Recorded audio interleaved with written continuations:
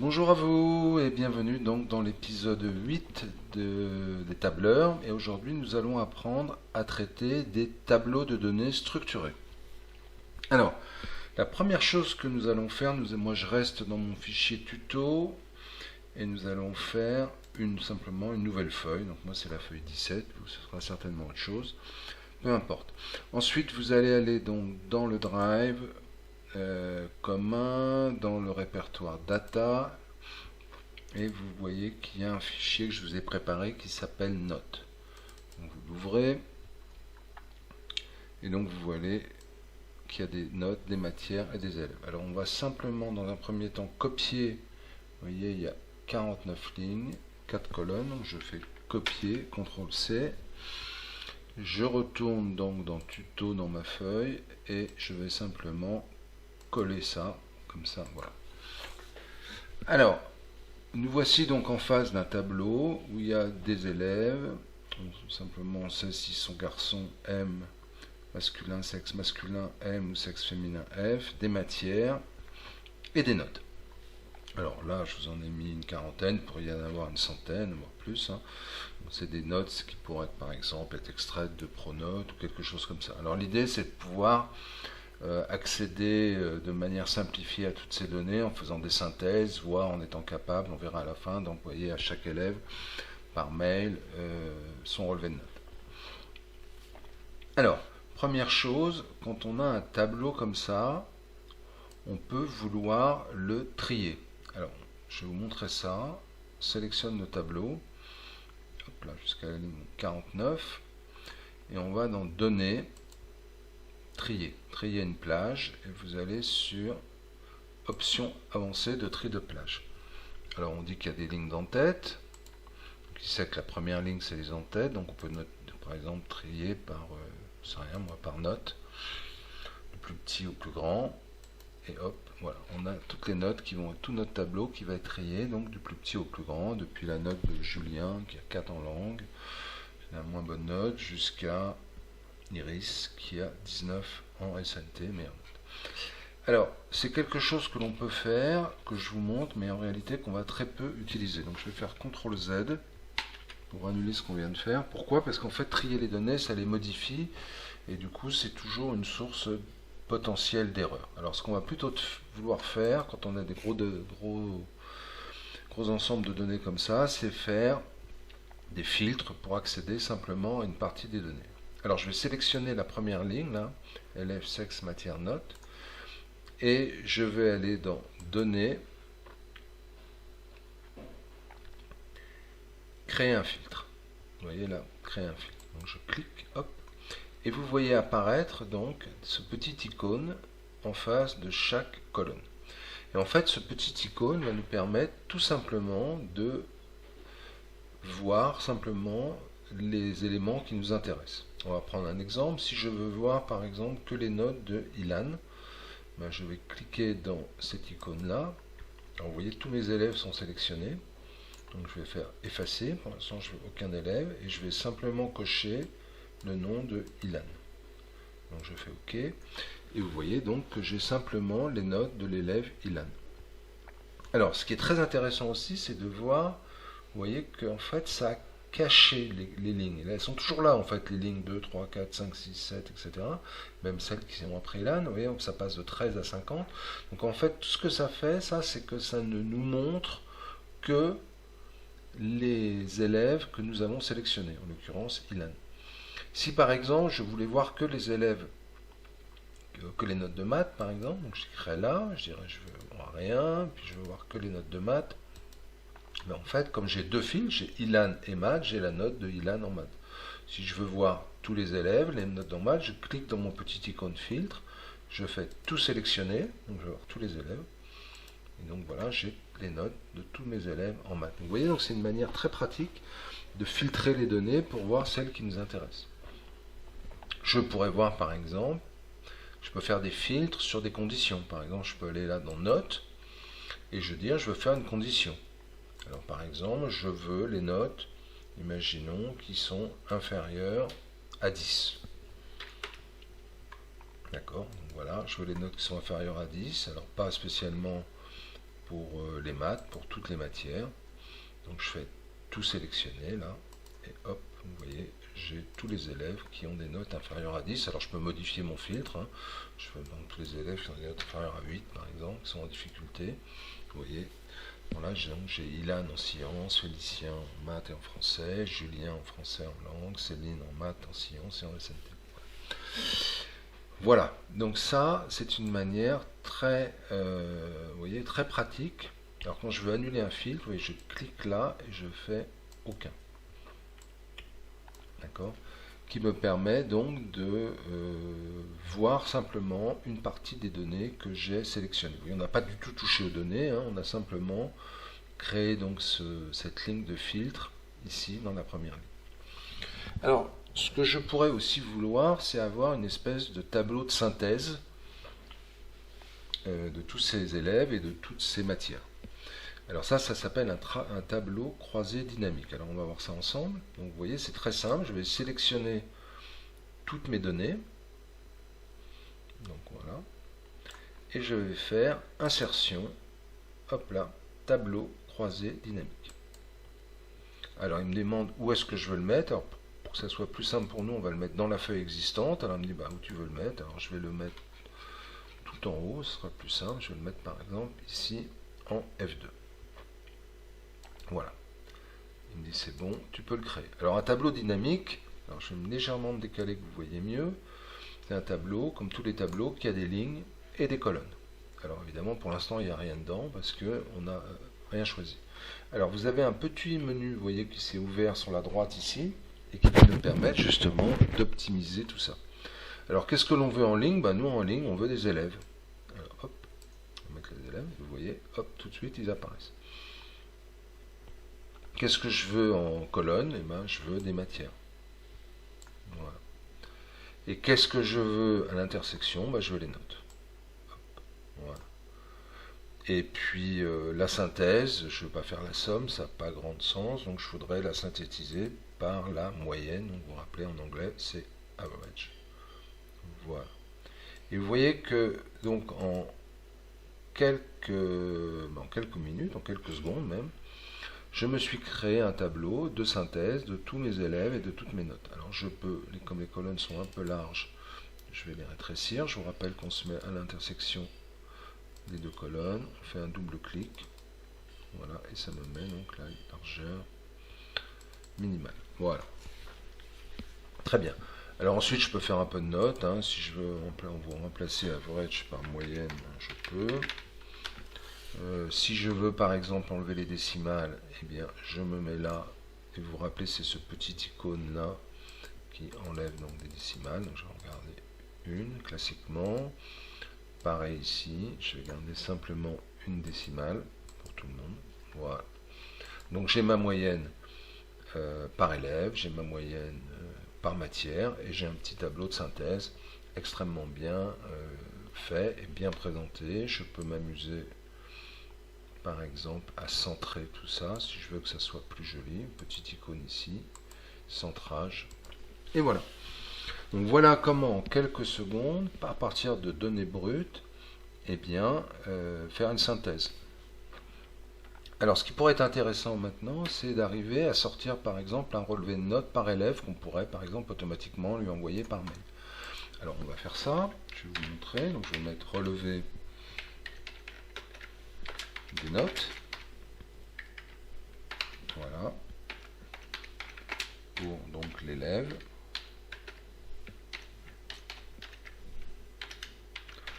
Deux points. Et donc là, je vais pouvoir choisir l'élève que je veux. Alors, ce que je veux, en fait, ici, c'est simplement pouvoir choisir un des élèves de ma liste qui est ici. D'accord? Donc, ce que je vais faire, c'est comme on avait vu la dernière fois, je vais faire une liste déroulante. Donc, je vais faire insertion, liste déroulante. J'ai mon petit menu. Alors, je vais faire menu déroulant depuis une plage ici. D'accord? C'est-à-dire qu'en fait, je vais sélectionner la plage qui contient justement le nom de tous les élèves de ma classe, de mon école. Voilà. Et donc, vous voyez, j'ai Céline, Félicien, Hugo, Yann. Alors, je peux changer les couleurs si je veux. violet, etc. Pas très important. En termes de présentation, je peux préférer, moi je me préfère avec une flèche. Et voilà, et on refuse donc qu'on puisse rentrer un élève qui n'est pas dans cette liste-là, donc c'est pas possible de rentrer autre chose qu'un de ces élèves-là. Vous voyez, donc je ferme ça, et donc là, hop, je peux choisir un élève, par exemple Félicien. Alors Félicien, je l'ai mis en jaune, hein, mais évidemment je peux changer, Iris, etc. Alors relever des notes pour l'élève Iris. Alors qu'est-ce que je veux faire? Je veux voir simplement là pour l'élève Iris ses notes dans les différentes matières. Alors ça, je vais le prendre. Et je voudrais le copier, mais cette fois-ci, je voudrais le copier verticalement. Alors, c'est quelque chose que je ne vous ai pas encore montré. Donc, je vais sélectionner mes matières. Je vais copier, hein, CTRL-C, clic droit, copier. Et je voudrais les coller là, mais verticalement. Alors, c'est quelque chose qui est possible de faire. Je vais faire édition, collage spécial, et je vais faire transposer. Vous voyez là, transposer. Hop, et voilà, là, j'ai mes matières. Très bien. Donc la seule chose que j'ai à faire maintenant, c'est de, simplement, alors on va laisser ça comme ça, on va copier, on va bouger ça là, que ça soit peut-être plus joli, hop, avec la petite main, hop, voilà. Et donc je voudrais simplement pouvoir faire apparaître là les notes d'un élève. Donc en fait, ce que je voudrais, c'est trouver les notes de français de Iris. C'est-à-dire que je voudrais aller dans ce tableau-là, que j'ai déjà fait en fait, hein, existe, pouvoir faire une recherche pour pouvoir donc trouver la note française de Iris, c'est-à-dire celle-là. Alors, comment je vais m'y prendre? Je vais chercher donc sur Google s'il existe des fonctions Google ou Excel, hein, c'est pareil, qui permettent de faire des recherches. Et je vais trouver qu'il y en a une, comme d'habitude, qui existe, qui s'appelle la fonction VLOOKUP, recherche verticale, littéralement. Alors j'ai qu'à regarder le mode d'emploi. Le mode d'emploi, c'est très simple. On dit le premier paramètre à passer, c'est ce qu'on cherche. Le deuxième paramètre, c'est où on le cherche. Et l'ensemble des données donc, qui sont considérées pour la recherche. Et on est bien d'accord que la colonne recherchée, le non recherché, c'est dans la première colonne. Et ensuite, on va renvoyer un numéro de colonne qui correspondra donc à la note recherchée. Alors on va appliquer ça tout de suite. Je retourne dans mon tuto. Et donc je vais dire que c'est égal, hein, bien sûr égal, parce que c'est une fonction, donc VLOOKUP. Voilà. Alors qu'est-ce que je cherche? Moi je cherche ça. Où est-ce que je cherche ça? Je cherche ça dans le tableau que j'ai fait, mon tableau de synthèse, donc tout ça, hop là. Voilà. Et qu'est-ce que je veux renvoyer? Je veux renvoyer la note de français, donc c'est la colonne 1 et la colonne 2. Donc la colonne 1, la colonne 2 française, c'est la colonne 2. Donc je vais taper 1, 2. Et je vais valider. Est-ce que Iris a bien 8 en français? Tout à fait. Donc vous voyez, c'est impeccable. Alors, si je recopie cette formule vers le bas, vous voyez, je vais avoir des erreurs. Et maintenant, vous savez pourquoi. C'est pour ça que je l'annule. C'est parce qu'en fait, les adresses de recherche, les adresses dans lesquelles on doit chercher, sont des adresses relatives. Et moi, je veux que ce soit des adresses absolues. Donc, ce que je vais chercher, c'est toujours la cellule Q3. Donc, au lieu de mettre Q3, je vais mettre $Q3. Voilà. Il me propose de remplir, je remplis non. Donc c'est toujours cette valeur que je cherche, et je la cherche où? Dans F4 L11, mais c'est toujours dans F4 L11. Donc j'aurais pu nommer la plage, hein, mais là je vais le mettre en autre méthode, je vais le mettre en absolu, donc c'est de la cellule 4, cellule F4 à la cellule L11. Voilà. Donc ça change évidemment pas mon résultat, mais ça va me permettre de recopier. Donc là ça va me donner toujours 8. J'ai juste à changer maintenant la colonne que je veux trouver. Donc là le français, les langues, c'est plus la colonne 2, c'est la colonne 3, donc je le modifie ici. Les maths, c'est pas la colonne 2, c'est la colonne 4, donc je le modifie ici. Les sciences, c'est la colonne 5, vous voyez, c'est très simple. J'espère que vous le faites avec moi. Les SNT, c'est la colonne 6. Et le sport, c'est la colonne 7. Voilà. Alors je peux calculer la moyenne, hein, si je veux, donc moyenne. Et la moyenne, je vous rappelle, je vais là, et je sais, pardon, je vais là, et c'est la moyenne donc de tout ça.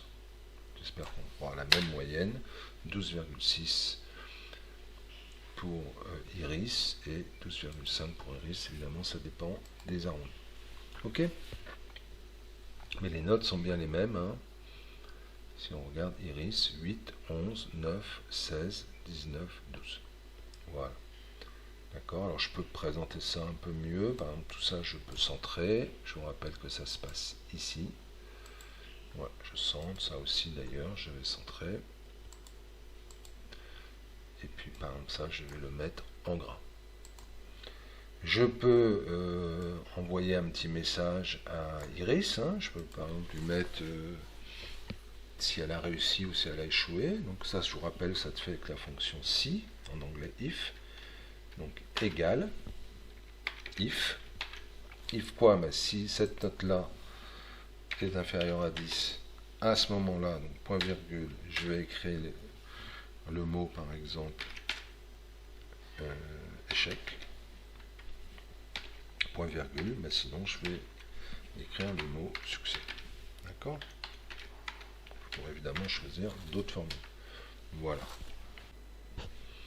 Donc, dernière petite chose que nous pouvons faire, c'est mettre en forme ces cellules en faisant ce qu'on appelle une mise en forme conditionnelle. Alors, par exemple, on peut dire que si la note est supérieure à 10, on met en bleu, en fond bleu, et si le nombre est inférieur à 10, on met en rouge, par exemple. Hein. C'est pas forcément très pédagogique, mais faisons-le comme ça. Donc je sélectionne ma cellule, je vais faire format, mise en forme conditionnelle.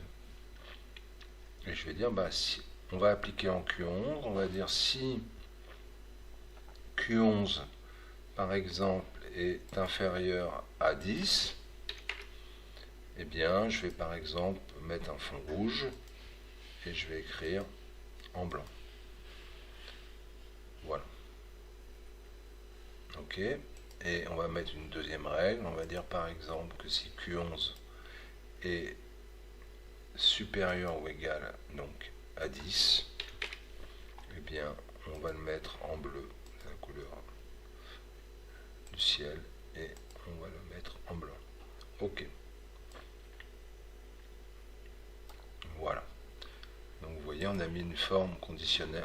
Ça, en forme conditionnelle, on pourrait faire la même chose pour la lettre du dessous, on pourrait même le faire en une seule opération.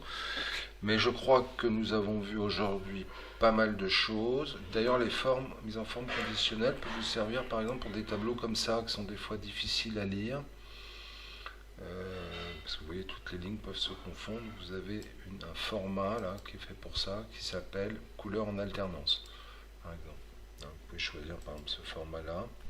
Alors, on va bien sélectionner la ligne de titre avec, puisqu'en fait hop, ça nous permet de différencier aussi la ligne de titre. Donc je sélectionne mon tableau, je fais format, couleur en alternance, et vous voyez par exemple je prends ce format là et hop, vous voyez mon tableau, il est bien présenté comme ça. Voilà, bah, je crois qu'on a terminé pour cette vidéo numéro 8. Et je vous remercie et je vous dis à bientôt pour la prochaine vidéo.